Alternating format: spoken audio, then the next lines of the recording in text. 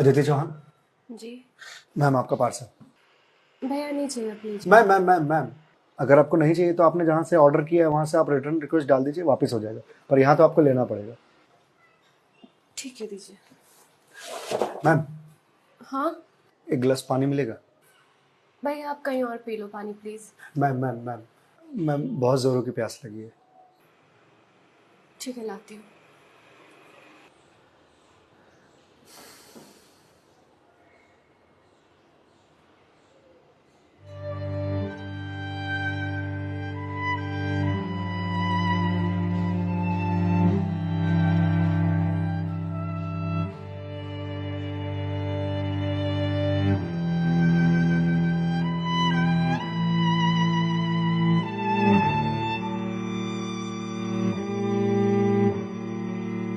लीजिए लीजिए भैया, देख क्या रहे हैं?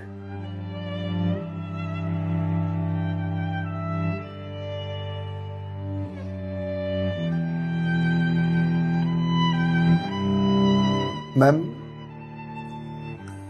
आपको कोई दिक्कत है? मतलब आप किसी परेशानी में हैं? भैया पानी पीकर ग्लास दीजिए आप। मैम छोटा मुंह बड़ी बात कह रहा हूँ, पर अगर आप किसी परेशानी में हैं तो आप मुझे बता सकती हैं। भैया आप पानी पीजिए, ज्यादा समाज से भी मत बनिए। मैम दुख बांटने से कम होता है। अच्छा, और आपको किसने कहा कि मैं दुखी हूँ? मैम अगर आप दुखी नहीं हैं तो फिर वो फंदा क्यों लगा रखा है?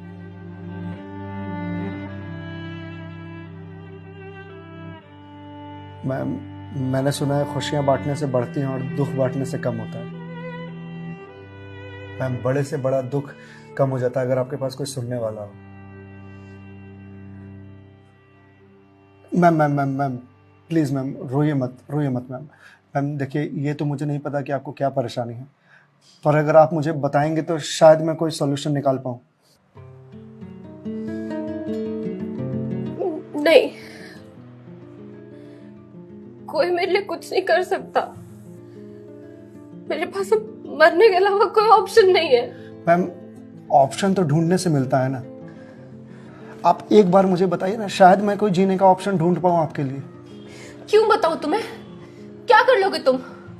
मैंने बोला ना, मेरी हेल्प कोई नहीं कर सकता है। मैम आप अगर मुझे नहीं बताएंगे तो मैं वैसे भी कुछ नहीं कर पाऊंगा, पर अगर आप मुझे बताएंगे तो शायद मैं कोई हल निकाल पाऊं। और अगर कोई हल नहीं निकला तो आप तो वैसे भी सुसाइड करने जा रही थी, तो जाने से पहले अपना दुख मुझे बताते जाइए प्लीज।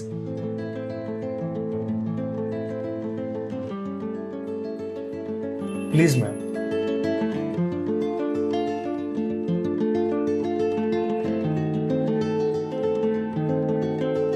मैं ईएमआईस के चक्कर में फंस चुकी हूँ। मतलब मैं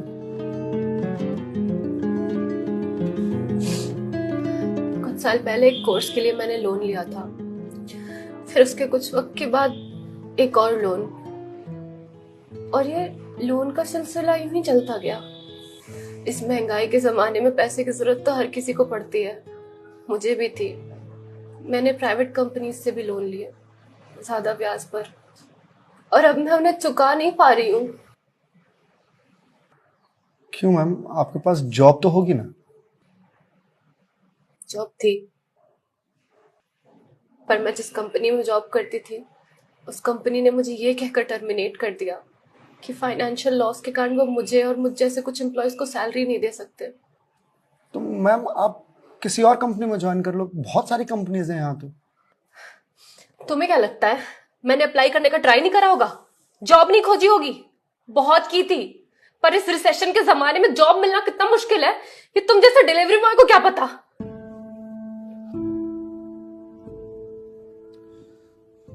आई एम सॉरी मैम, शायद आप सही कह रही हैं, मुझे इस बारे में कोई जानकारी नहीं है। जॉब जाने के बाद मेरे से चीजें हैंडल नहीं हो रही हैं।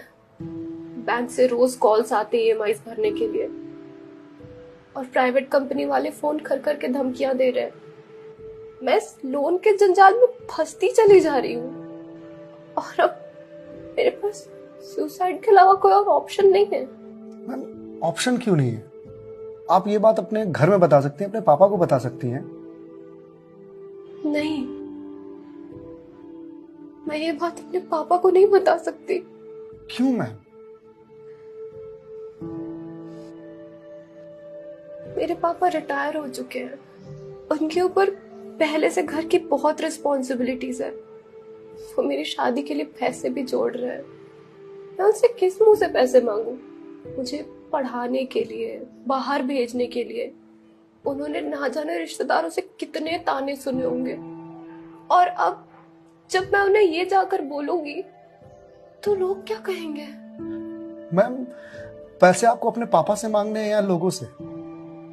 पापा से लेने हैं। तो फिर अब लोगों का क्या है? लोगों का तो काम है कहना, वो तो कहते रहेंगे। पर मैं किस मुंह से जाके अपने पापा को ये बोलूं? किस मुंह से मांगू पैसे उनसे? जिस उम्र में मुझे उनका बोझ उतारना चाहिए, सहारा बनना चाहिए, उस उम्र में मैं उन पे ही बोझ बनूं?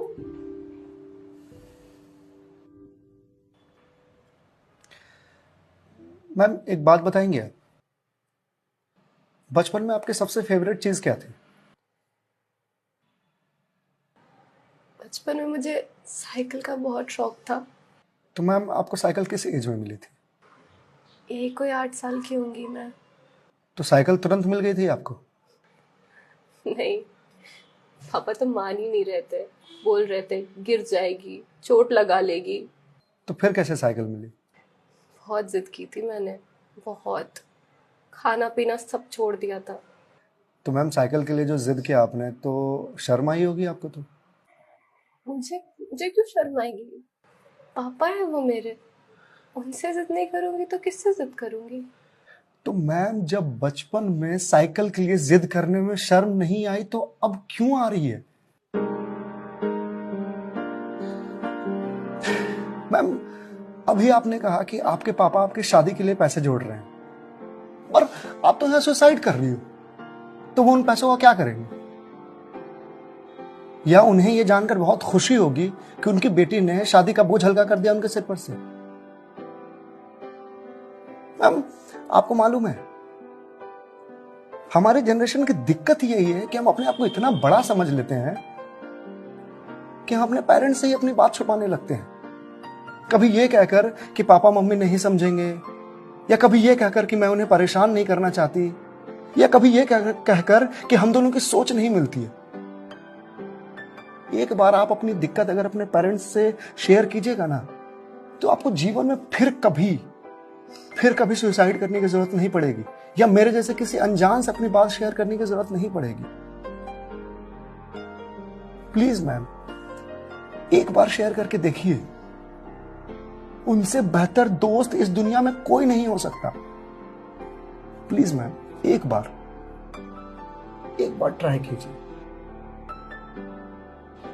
Please ma'am.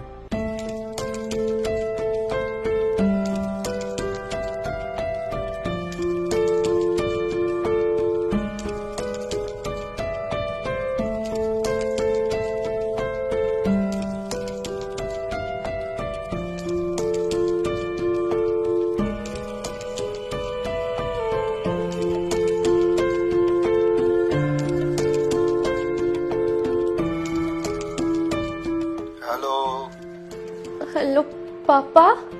हाँ दीदी, बोल, कैसी है बेटा? पापा, मुझे आपसे कुछ बात करनी है। हाँ बोल ना बेटा। पापा, मैं क्या हुआ बेटा? पापा, मैं बहुत परेशान हूँ। हाँ तो मुझे बता ना, किस लिए परेशान है? अदिति बेटा, रो क्यों रही है? बता ना, क्या बात है? पापा, वो मैंने बैंक से लोन ले रखा था ना,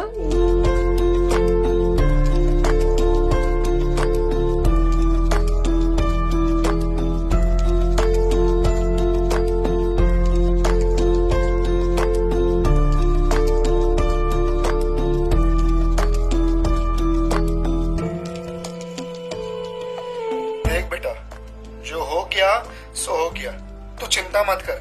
मैं हूं ना, अभी तेरा बाप जिंदा है। मैं काम करता हूँ, मैं कल ही तेरे पास आता हूँ, तू बिल्कुल भी चिंता मत कर। हाँ पापा, आप प्लीज आ जाइए। देखा मैं, आपके पापा आपके एक फोन पर यहाँ आने को तैयार हो गए और आप इतने दिनों से अकेले सफर कर रहे थे। मैम, मम्मी पापा से बढ़िया दोस्त कोई हो ही नहीं सकता। आप एक बार उन्हें दोस्त बना करके तो देखिए। आप सही कह रहे हैं भैया, मम्मी पापा से अच्छा दोस्त कोई नहीं हो सकता है। Thank you. It's okay ma'am, ये लीजिए क्लास। वंस अगेन भैया, thank you so much. It's okay ma'am, bye. Ma'am ji? मेरे पास आपके लिए कुछ है, यहीं रुकिएगा, मैं थोड़ी देर में आता हूँ।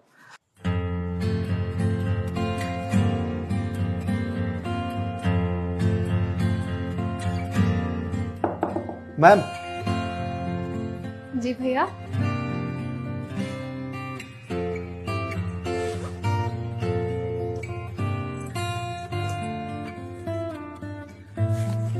मैम, ये आपके लिए। भगवत गीता? जी मैम। मैम, 2020 का साल मेरे लिए बहुत बुरा था। कोरोना में मेरी जॉब चली गई।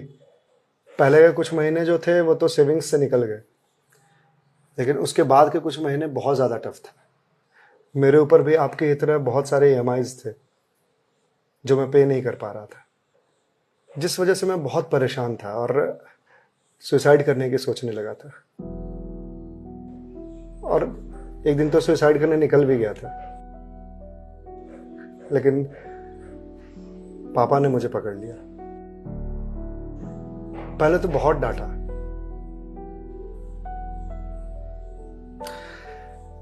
फिर उसके बाद सीने से लगा करके कहा कि तू चिंता क्यों करता है, मैं हूं ना। उन्होंने ही मेरे सारे बिल्स पे किए और उसके बाद ये भगवत गीता दिया मुझे और बोला, बेटा जीवन में जब भी कोई परेशानी आए, किसी चीज का हल ना मिले तो ये पढ़ लेना। इसमें जीवन की सारी परेशानियों का हल तुझे मिल जाएगा। और मैम, वो दिन है और आज का दिन है। आज जिस कंपनी से मैं आपको डिलीवरी करने के लिए आया हूं वो मेरी ही कंपनी है। आपकी अपनी कंपनी है? जी मैम। कोरोना के बाद मैंने अपना स्टार्टअप शुरू कर दिया था जॉब जाने के बाद, क्योंकि जॉब मिल ही नहीं रही थी। तो अगर आपकी कंपनी है तो फिर ये डिलीवरीज आप क्यों कर रहे हैं? मैम, मुझे अच्छा लगता है अपना काम खुद करना, और शुरुआत तो मैंने अकेले से ही किया था ना। आज भी जब मन करता है तो निकल जाता हूँ डिलीवरी करने के लिए। और देखिए, आज तो निकलना मेरा सफल रहा, आपसे मुलाकात हो गई। और जो सीख मुझे भगवत गीता से मिली वो मुझे आपको देने का मौका मिला। मैम, वैसे तो बहुत सारी बातें हैं इसमें सीखने की, पर जो सबसे अच्छी बात मुझे लगती है वो ये कि जो समय है ना, ये कभी एक सा नहीं रहता। आज बुरा समय है तो कल अच्छा समय जरूर आएगा। आज अंधकार है तो कल सवेरा जरूर आएगा। इसलिए कभी भी अच्छे समय में इतराना नहीं चाहिए और बुरे समय में विचलित नहीं होना चाहिए। समय है, कट जाएगा।